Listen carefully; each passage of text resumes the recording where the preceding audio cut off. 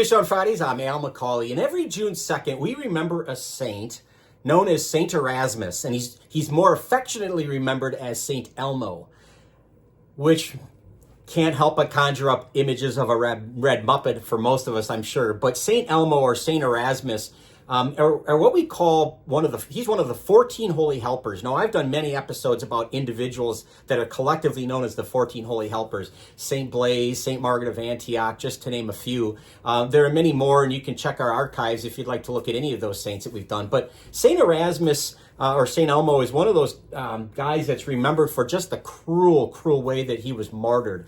And he was killed right around the year 300, of course, during the reign of that very infamous Diocletian, that Roman Emperor Diocletian. He's going to die right around the year 303, actually. But let's back up and take a look at this guy a little bit. Saint Elmo was a bishop. He was a bishop in Antioch, and there was a fierce persecution by Diocletian. It's called the Great Persecution because it was so bloody, it was so violent. And so his church was being attacked, and at the encouragement of his flock, his parishioners, he fled into self-imposed exile. He left Antioch and he went to Lebanon. Unfortunately for Elmo, he was found, he was thrown into prison, and he was tortured. Eventually, though, he survived all his tortures. He was released, and he ended up going back to doing what he always did as a bishop. He would preach, he would pray, he would say the Mass, and he converted many. He converted hundreds, possibly thousands. Well, of course, this doesn't sit well because his captors thought maybe you didn't learn your lesson. And so he was recaptured and he was tortured again in an even worse way. Now, this is where you might want to take little kids out of the room because it's pretty gross. But what they did was they tied him down and they cut open his stomach. So they revealed his entrails, and they attached a windlass. A windlass is a winch that is used to hoist anchors on a boat. And they attached this windlass to his entrails, and they were just going to keep cranking it slowly, like they were cranking up to bring up an anchor. They were going to crank and just keep continually pulling out his entrails, his intestines, unless he would renounce his faith in Christ and look toward the statues of the Greek god, of the Roman gods.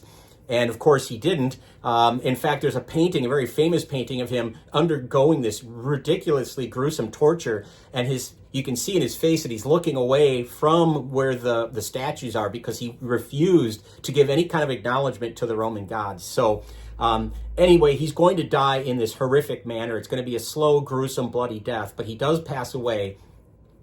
And as you can imagine, because of that, one of the symbols of his martyrdom is going to be holding a windlass, something that, again, that looks like a crank that either has a chain or a rope around it to remind us of the manner of his death. And not surprisingly, because the Catholic Church loves to attribute patronages to different saints, you might imagine that St. Elmo is the patron saint of anybody who suffers from any kind of stomach disorders, any problems with your intestines. St. Elmo is your guy to pray to. So now, when I mentioned St. Elmo, some of you who are old enough watching this may remember a coming-of-age movie in 1985 called St. Elmo's Fire. And believe it or not, there's just an indirect connection, and I'll explain that.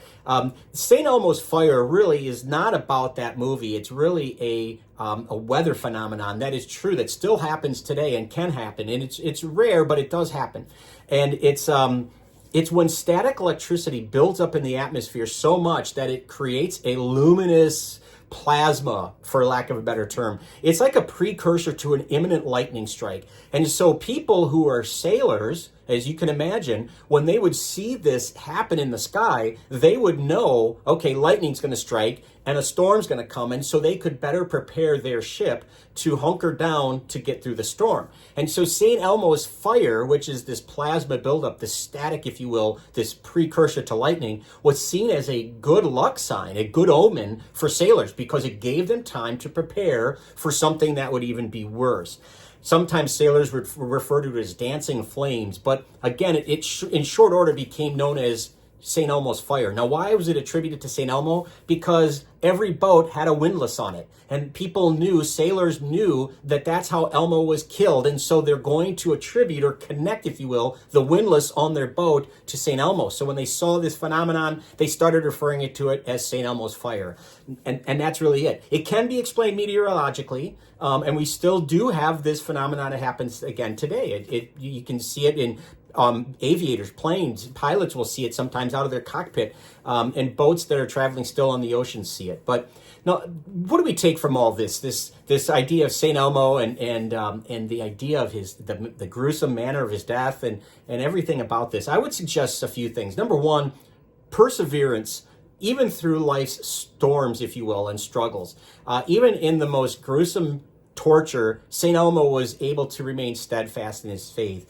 And imagine the courage it would take for him to not renounce his faith instead of going through this pain, this unbelievably bad way to die, in order to live your faith. The courage to see through that is remarkable. And I'm not going to face anything like that, anything near like that in my lifetime. So I wonder, do I have courage in the little sufferings that I experience? Can I have the perseverance of St. Elmo? I also think about, the sailors looked at St. Elmo as, the St. Elmo's fire as an omen of good luck.